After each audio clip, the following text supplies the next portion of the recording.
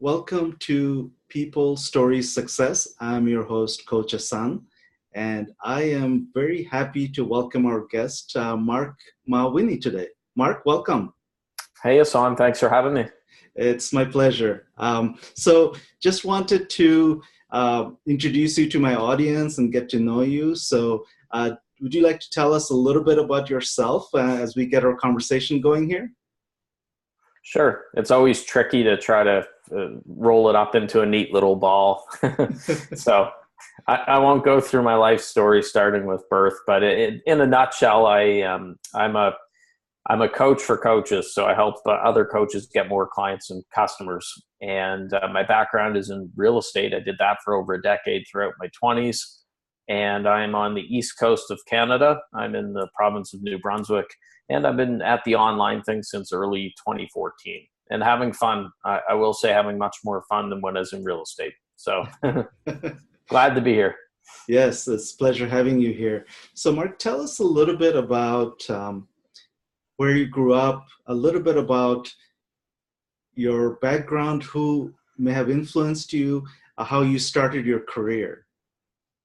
So I grew up in a small little fishing village right on the Bay of Fundy called Mesa's Bay. I don't expect anyone to know where Mesa's Bay is. There might be 500 people there. And I grew up in that close-knit community, right on the ocean, playing on the beach, playing in the woods, enjoying the outside. I don't know where my urge for entrepreneurship came from because my family's not terribly entrepreneurial. I think it came from grade 12, high school, grade 10. I picked up a book called Think and Grow Rich, which I'm sure many of your listeners have read before. Great book by Napoleon Hill. Just stumbled across it. And that was my gateway drug into personal development. Once I read Think and Grow Rich. And in high school, that just set me on a completely different path, which took me into real estate, then eventually what I'm doing now with coaching. But there's this myth of the entrepreneur that everyone thinks that as an entrepreneur, you have to be like Gary Vaynerchuk. You're selling baseball cards when you're 5 years old and you're working 120 hours a week and, lemonade stands and all that other stuff.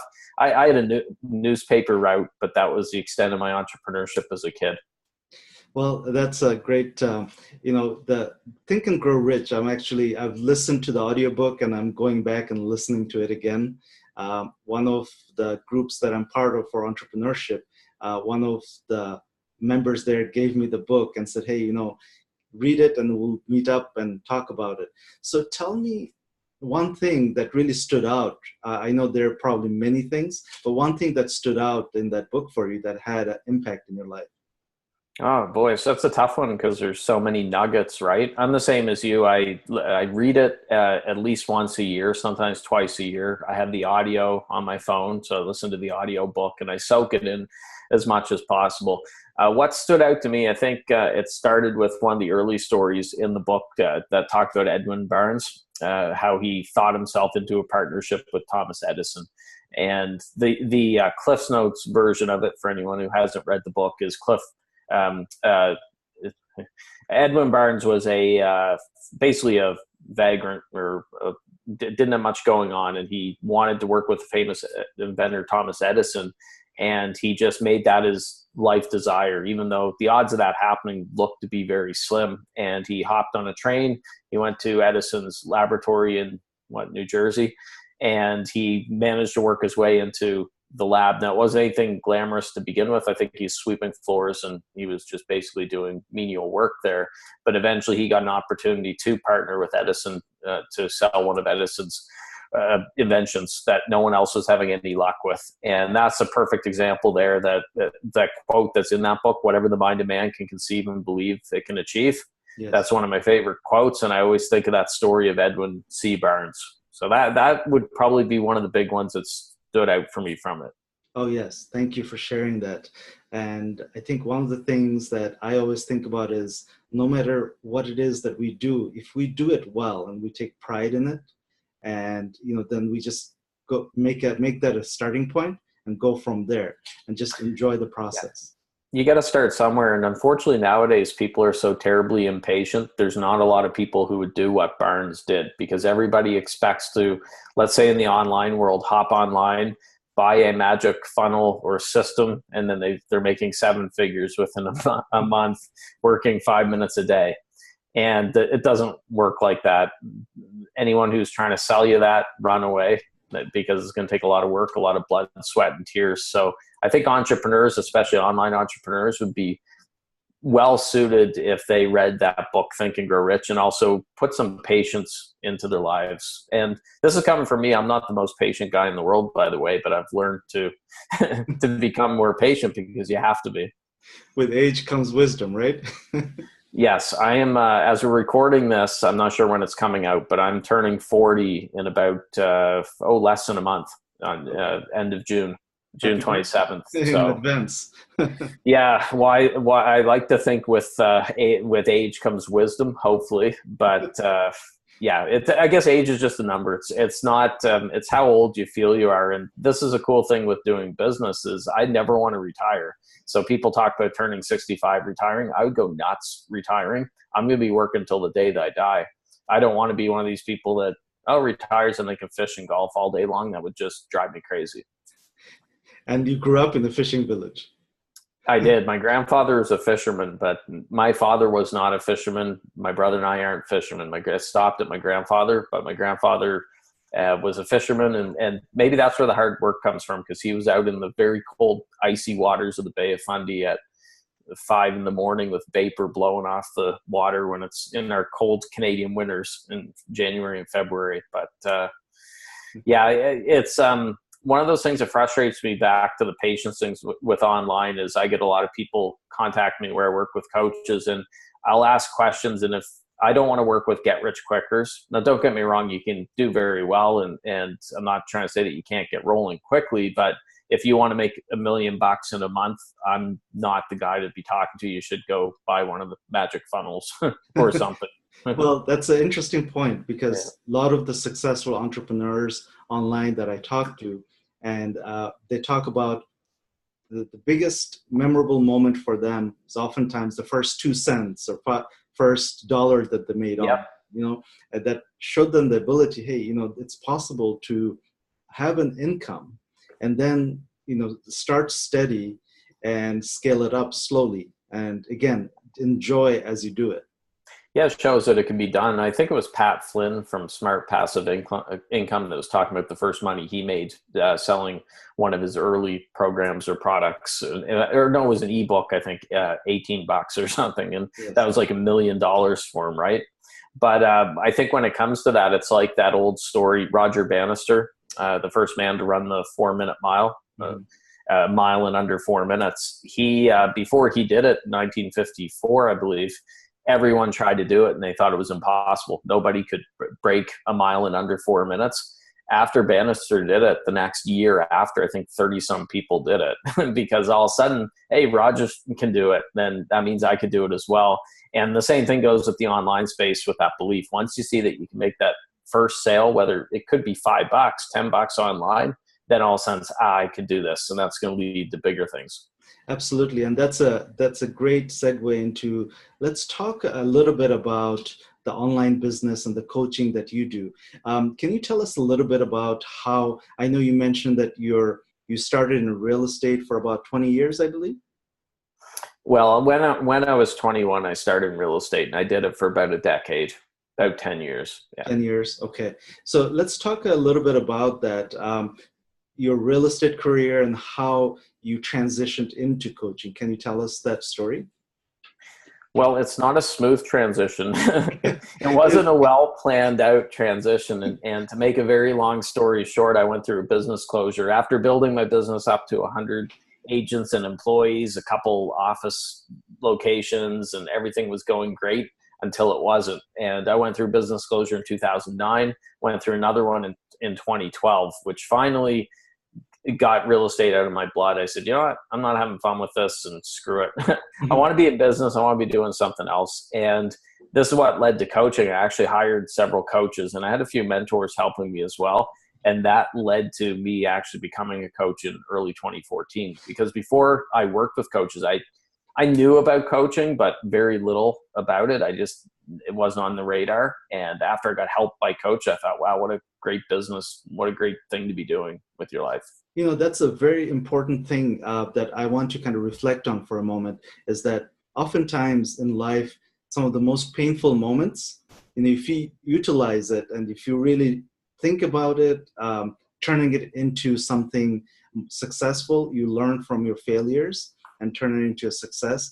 So let's talk about that moment in your life where you had, 100 agent company, things are going great, and then all of a sudden things weren't going so well. And that was I would imagine, a very painful moment in your life. Hmm. How did you handle it, and how were you able to overcome that obstacle? Anyone who hasn't gone through business closure, it's hard to grasp how it feels. And they may think that I'm exaggerating if I say it feels like the death of a loved one. They'd be thinking, oh, it's a business, grow up or whatever. But you're pouring so much time and energy into this business for many years. And it is like the death of a loved one when it goes. So the tough thing for me was I had never experienced any failure, any sizable failure. Everything was just going very well for 10 years. And that's where it hurt even more, because I thought, wait a minute, this can't happen to me. I was a typical entrepreneur, that poster that has the kitten hanging off the clothesline, it says hang in there. Yes. That was me near the end with real estate. Oh, wow. And it's funny that we talked about Think and Grow Rich before, because that was a book that I ran out to buy a new copy the day after my business closure. I bought a Think and Grow Rich copy that included workbooks and exercise things that you could write in. Mm-hmm. And I remember my wife at the time, now my ex-wife, she had said to me, we shouldn't be doing that, because we got to watch our money now. Everything collapsed here. Mm-hmm. And I said, this is the best time for me to be doing this, because I have to keep my head screwed on tight. Then I made a joke and I said, if we ever need to eat, we'll just put some mustard and ketchup on the pages, rip them out, scarf them down. So there's the important point there. You were able to find humor in tragedy. Oh, you have to. Whether yes. Gallows humor and stuff, it's a little morbid. But if you don't find humor in it, you could very easily stay stuck in your bedroom with the curtains closed and under your covers, not wanting to leave. So one thing I will say for me, what really happened in 2009, this all happened August 2009. My son, who he's just about to turn 10 now, he was a little over a year old when this happened. And that it helped me a lot, because I wasn't in a position where I could wallow in self-pity and lay around and feel sorry for myself, because I had a mouth to feed. I had my son there. So I actually have to thank my son for a lot of stuff.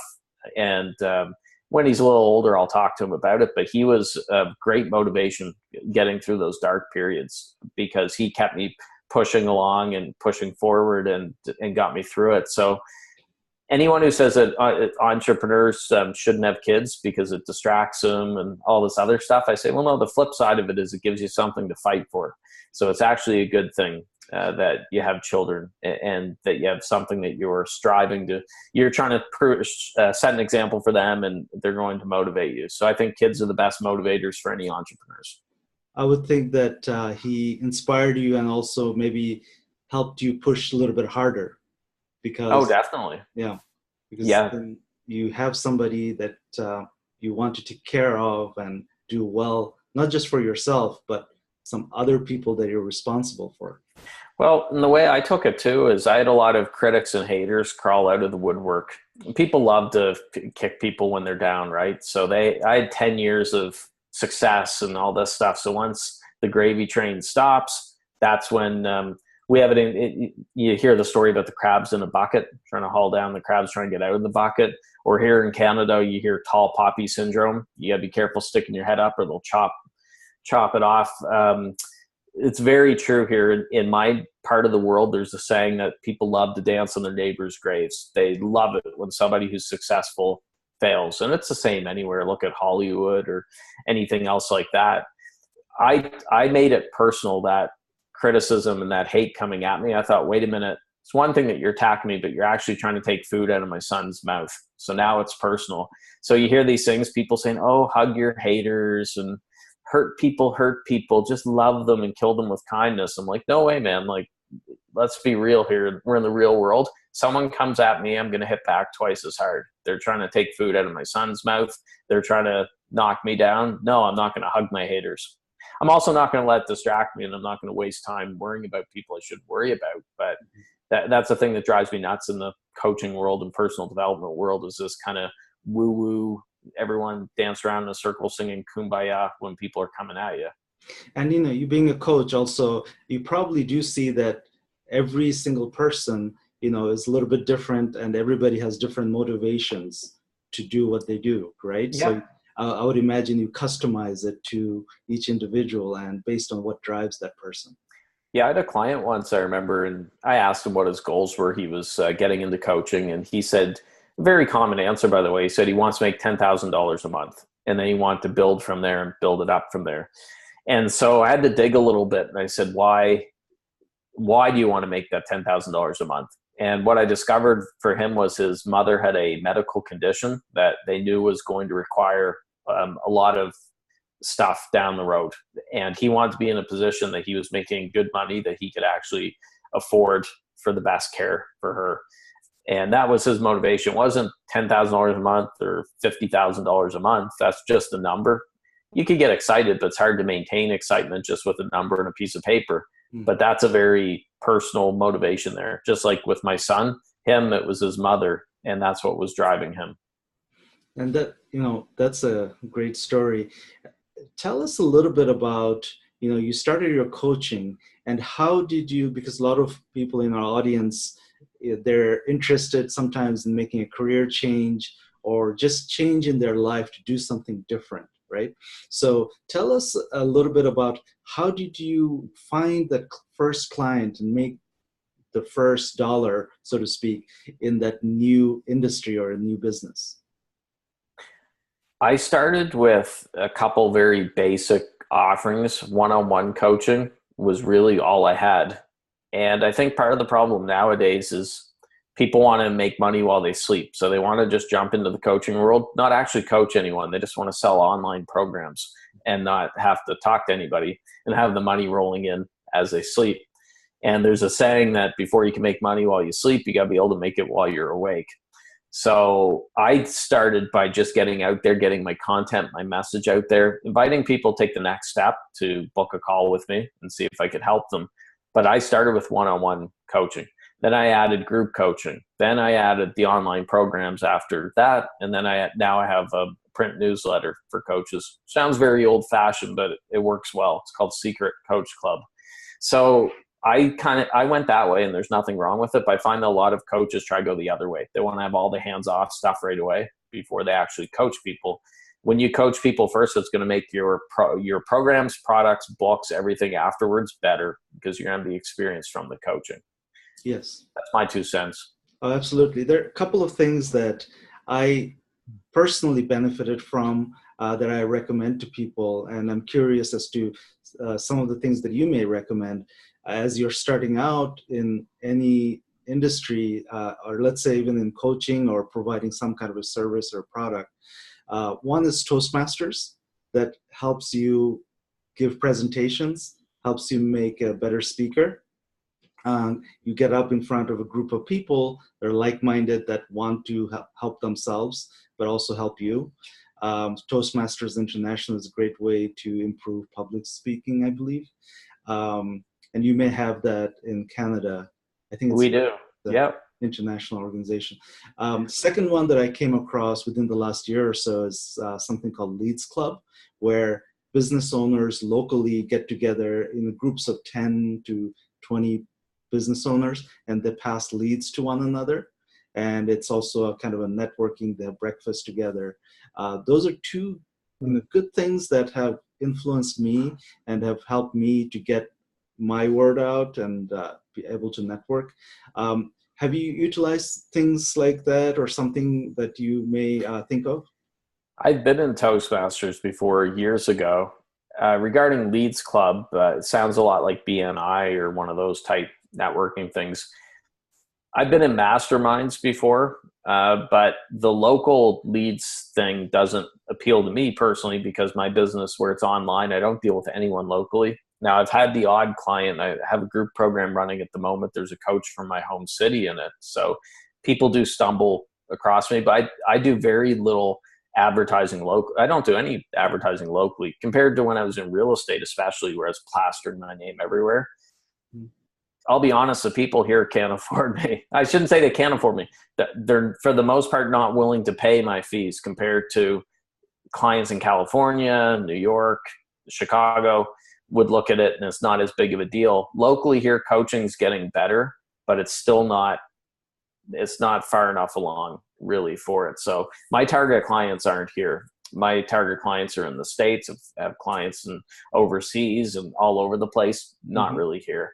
But I mean, it sounds like a great resource. If you're in a local bricks and mortar type business, I'm all for that type of thing. Oh, sure. And let's talk a little bit about your ideal clients. I'd like to hear from anybody I talk to and find out who their ideal clients are so that somehow I may be able to connect. One of the strengths that I believe I have is to connect great people together. So tell us a little bit about your ideal clients. It's a great question, actually, because too few people actually think about their ideal clients. They use, which I used, by the way, when I started coaching, the fog a mirror test. You put a mirror in front of someone's face. If they can fog it, hey, great, come on in. I can help you. I started working on who my ideal client was after I read the book by Michael Port called Book Yourself Solid. And he has a concept in there. He talks about the red velvet rope policy. So he says that you should treat your business just like the hot new club restaurant in town that has a red velvet rope. There's a big bouncer at the door that's got the clipboard. He doesn't just let anybody wander in. You have to be on that list. And once I started thinking of my business that way, it made a huge difference. I looked through the clients I was working with at the time when I read that, and I ended up cutting off a few people who weren't my ideal clients. We moved on, essentially. And then I was very clear who I took on afterwards. So I have criteria in place. Like, first of all, I want people who are motivated. I don't want to have to carry them across the finish line. So if they expect me to do all the work for them, it's not going to work. You can be the best coach in the world. If your person doesn't want it, they don't have the fire in the belly, they're not for you. I should mention all my people are coaches. That's all I work with are coaches, not any other businesses. So besides that, there's people who like to have fun. That's important for me. I like to joke around on my calls and stuff. So if people get offended too easily, which happens a lot online, I don't really want to work with that person. I want to work with people who have big goals. So if someone wants to make $500 a month play money or something, that all the power to them, but that doesn't get me excited to work with that coach. So I want to work with people who have big goals. Other things, I like to work with people who respect boundaries. I don't want someone that's expect me to answer 30 seconds after they message me, or they need me to talk to them 20 times a day. That's a little bit too much hand-holding. And finally, I like to be paid on time and what I'm worth. So I don't want to have to chase people for payment. And I also don't want to work for peanuts or work for free. They got to pay what I'm worth because I'm providing a valuable service. So those are my criteria, but your criteria could be different, or feel free to use that, anyone listening, if it fits for you, but your criteria could be a little different. Anybody listening now, they may be wondering, how do I decide if I should be working with Marc, or, am I ready to work with Marc? What do you think they should ask themselves, or some steps they should go through? Well, besides the ones I just mentioned, I work with coaches, but I work with coaches who want to build their businesses online. So if somebody wants to stay in their own hometown or even their home city, and they want to do meetings at Starbucks with clients and do the local events and stuff like that, I'm not their guy. My whole thing is helping coaches get more clients without paid advertising online. So it's a lot of organic content creation and doing things organically without paying for Facebook ads or paying Google or whatever. But they're the people I work best with, people who aren't afraid to get out there. I don't work well with perfectionists. I have to beat the perfectionist streak out of any clients. I always ask them, are you a perfectionist? It's fine when we start if they're perfectionists, but I have to get them over that. Because if it takes you 6 months to do something that should take an afternoon, because you're trying to make this perfect, you're going to get steamrolled. Things move very fast online. It's a noisy online space. You just can't be a perfectionist. You got to get stuff out there. Yes. You know, let's say now at this point, we've convinced somebody that, okay, I want to be a coach. I want to work online. What are some of the realistic expectations? And I know we talked about everybody's different, unique, etc. So, but you know, what can somebody expect as far as the first month through sixth month? What can they expect to make online? Well, I mean, you hear all sorts of numbers all over the place. I can speak from personal experience that actually this was true for real estate as well, but I think it's true with any business. Your first 3 months, you're just figuring what the heck's going on. You make money, great. That's a bonus. In both real estate previously and then in coaching, if I worked out my hourly pay, what I was making, it was third world wages. But then things got rolling because you're priming the pump. So my goal with any of my clients, when I started coaching, I had a telecommunications gig, a sales job with a local telecommunications company. I worked from home. It was super flexible. It was great. But I was building my coaching business as a side hustle. And I was able to transition over from my sales gig to coaching in roughly 11 months. But that was with me not having a lot of help when I first started. So my goal with any of my clients is I think, okay, I can do better than that because now I've learned everything and I'm helping you with it. 3 months, I want them to be rolling. We start working together today. After 3 months, they're on their own and they got stuff going on. So my coaching programs are 3 months, my one-on-one and my group program. And that's why. And, you know, it's hard to say. My goal is to get the client to get 10, the coach to get 10 clients in those 3 months. And if they're charging what they should be charging, that $10,000 a month goal that's so common in the coaching world isn't that unachievable. There's been lots of my clients that have gotten it. Lots of clients are making $5,000 a month after 3 months, but they're tickled pink. They're a hell of a lot better off than other coaches who are making peanuts after 3 months. So it's hard to say. To answer your question, there's no right answer there, right. But there's a few of my thoughts. No, those are good thoughts. And I think, you know, I'm being a little bit of a devil's advocate. I'm thinking what others may be thinking as far as a barrier to maybe reaching out to you. So some people may be thinking, well, you know, I may not have the disposable income to get started, but they're thinking, well, what if I work with Marc for a month or 3 months and be able to start utilizing my strengths, what I can make. So what would you suggest for somebody like that? Should they reach out to you? Can they get a free consultation and get an idea of how they can work with you? So I always tell people, don't go into debt to work with me. So you see these high pressured people online that I actually have heard horror stories from my clients I won't mention who, but there's these high ticket closers and their teams are ruthless. They're encouraging, rack up your credit card, max it out and all this other stuff. Then they have to unplug their phones because the people are calling the house so much. And I'm not like that. So I say, don't go into debt to work with me. If you have the energy, the effort that you're willing to put into it, then I can do something with you. But if you don't want to get out there, if you're afraid to post stuff on social media, you're afraid to be interviewed, say on podcasts like this, you're staying in a shell, I won't be able to help you. Yeah. And yeah, now there's lots of people that will lie and say, I can help you. And they just want to take your money. Like, no, I can't. If you're not getting out there, I can't help you. But if you're willing to get out there, put the effort into it, I feel pretty good. So yeah, to answer your question, if they want to do a call, they can go to naturalborncoaches.com/call, CALL. My most popular program is my group program. And that's a program I run for 12 weeks, maximum 6 coaches in every group. And we do it on Zoom, just like this. And that's at 10clients90days.com. So the numeric 10clients90days.com. Okay. And if you don't mind sending me an email with those links, what I would like to do is put it in my description for the podcast as well as the YouTube. Will do. Wonderful. And tell us a little bit about some things that you're looking forward to this year and next year. I know we're almost middle of this year. So what are some of the things you're excited about in your industry? Well, I have more speaking gigs that have been coming in. I haven't even been going for speaking gigs, by the way. So I spoke at Social Media Marketing World last year at 2017's conference, and I absolutely loved it.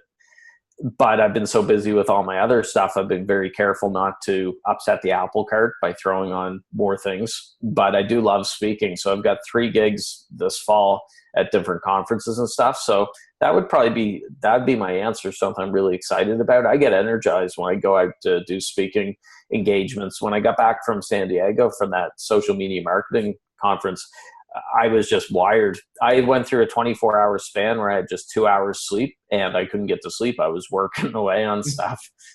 I was just completely stoked because of all the energy, right? Didn't hurt being in San Diego as well, where it's all sunny and everything else. But yeah, that's what I'm really excited about, getting out there, sharing the message in a different way, because I haven't done a lot of speaking that way up till now.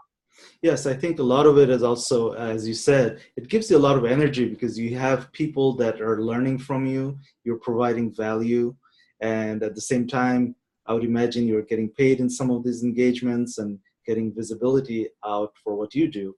So it's a kind of a win-win situation. Oh, it is. It's sometimes you have to think, I'm getting paid for this. Same goes with coaching, by the way. If there's a day where I'm sitting here in Canada with 10 feet of snow outside, but I'm in my warm home office with my pajama pants and slippers, and I'm thinking, gee, I'm getting paid for this. I don't have to go venture out in the roads. But same thing goes with speaking. When you go to cool places like in California and other spots, sometimes you can feel guilty thinking, wow, I'm getting paid for this. What a life. But it is a fun life, and you get to help people with it. So I wouldn't trade it for the world. One of the things I find is when you network with coaches, or let's say you're a coach yourself and get another coach, is that, you're one person, you have ideas, you have skills, but let's say you hire somebody for X amount of dollars, and that person also brings his or her experience and skills, and you can multiply your skills to scale up your business even more, and you get to work with somebody, that's positive. And there's another thing that ties back to Think and Grow Rich, which is funny. Everything ties back to Think and Grow Rich, but the mastermind concept, right? Mastermind doesn't have to be 10 people. It could be. Technically, you and I, if we had the same goals, we're aligned and stuff, that's a mastermind. So yeah, that's a mastermind concept. That book talks about, I think it was Henry Ford, Andrew Firestone, a few other of these big moguls at the time would take hunting trips out into the woods, and that was their mastermind. They came up with some great ideas that way, just the collective wisdom and brain power and experiences coming together like that. It's a powerful thing. One thing that I just wanted to mention that I came across, and I just want to switch over to one of the tools that I'm curious to hear your feedback on, is LinkedIn. Interesting thing that I just learned this week myself, and I've been in LinkedIn for a number of years, is that you can now be an advisor. So it pops up, if you set yourself up as an advisor, there are people out there with various questions, and they can reach out to you, ask a question, and that's a great way to start a conversation. What are your thoughts on LinkedIn and features like that? Well, full disclosure, I'm not as much of a LinkedIn guy as Facebook. I get more business from Facebook. That being said, I am on LinkedIn every day and posting content. I've got conversations going on. But if I had to choose between the two, if someone had a gun to my head and said choose Facebook or LinkedIn, for me, I would choose Facebook. Just that's where I get more of my business out of the two. But no, I think it's a great idea. It's very similar. There's an entrepreneur here in my home city that started, the name has escaped me at the moment. He started a business where a similar thing where you could charge a rate per minute. So if Ahsan put your profile up and said, this is what I could help people with, and I charge, maybe it's $3 a minute, $2, $4, whatever. And I have a friend that actually used that service. He's a consultant and he loves it because anyone who's booking a call with that, they're very serious. They don't screw around, talk about kids or weather and stuff because the clock's running. Yes. And everything's handled by the third party. So they take their cut, then you get paid, and they leave a review for you, which keeps everybody honest, right? That you're giving value there. And it's a great system that that's being done as. So I think it's great that LinkedIn's getting into some of that. I think LinkedIn, this is just me personally, it hasn't grabbed me as much. It's not as friendly, maybe the way the news feed and other things are compared to Facebook or groups. My Facebook group has 13,000 members at the moment. I had a LinkedIn group and I shut it down. I just didn't get LinkedIn groups. I wasn't feeling it. So I said, I'm just going to cut it off. And yeah, there's my thoughts. It's good that LinkedIn's doing some new things to try some stuff. Yeah, I think it's a tool for everybody, and it's good to kind of try things out and see what works. For you, it seems like Facebook has worked well.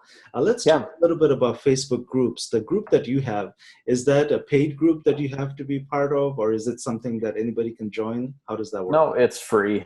Technically, with Facebook's terms and services, you can't charge for Facebook groups. So you can offer a Facebook group as a bonus. If you have an online program, you can say, oh, you also get access to this members-only group. My group is called the Coaching Jungle. It's really the top of my funnel. It's a free group and tons of value in there. I have had people say I get more from this group than I do from paid programs, which I think is great. I'm in there posting 3-4 times a day most days, and I'm having conversations with people and stuff. But no, to answer your question, it's not a paid group. That's actually a great resource. Would you mind also sending me that link as well? Sure thing. Yeah. If anyone wants to check it out, it's thecoachingjungle.com. We'll forward to the Facebook group, thecoachingjungle.com. Okay, I plan to join it as well. So yeah, pop on over. Sounds great. Well, before we wrap up, I want to give you an opportunity, anything that you may want to share with my audience, anything that's in your mind right now based on our talk today. Well, buy, Think, and Grow Rich. Actually, there's one other book that I wish I had read. I didn't know about this book back in 2009 with that business closure. I found out about it years later, but I read it a few times a year, and I give copies to subscribers in my secret coach club and everything else. And it's called Thick Face, Black Heart by Chin-Ning Chu. And I think that book should be required reading for entrepreneurs. It's not an ooey gooey woo-woo type thing with rose-colored glasses. It's a very realistic look at the world, but it's my favorite book. So it's Thick Face, Black Heart. Okay, I hadn't heard of that one. I'll make a note of that. It's not as well known as Think and Grow Rich. More people now are starting to find out about it. It was written in the early 90s, and it just didn't have the same, doesn't have the same exposure as Think and Grow Rich, but I would say in a lot of ways it's deeper than Think and Grow Rich and more realistic in a lot of ways. And maybe the audience can pick up that book and they can go into your free Facebook forum and post about that. Yeah.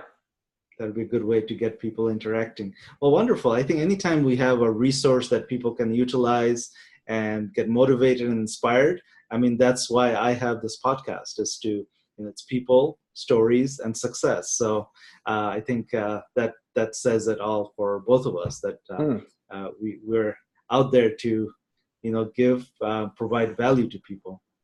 That's the name of the game. There's a quote, Bob Berg, who wrote The Go-Giver, he was on my podcast before, and he said a great quote. He said, money is an echo of value. So if you put enough value out there, it's going to be reflected in your wallet or in your bank account. If you're not seeing it in your bank account, it means you're not putting enough value out there. But money is an echo of value. And the internet is a great way to do that, to reach millions. And you don't need a lot of money to start. But you do have to get a little bit out of your comfort zone sometimes.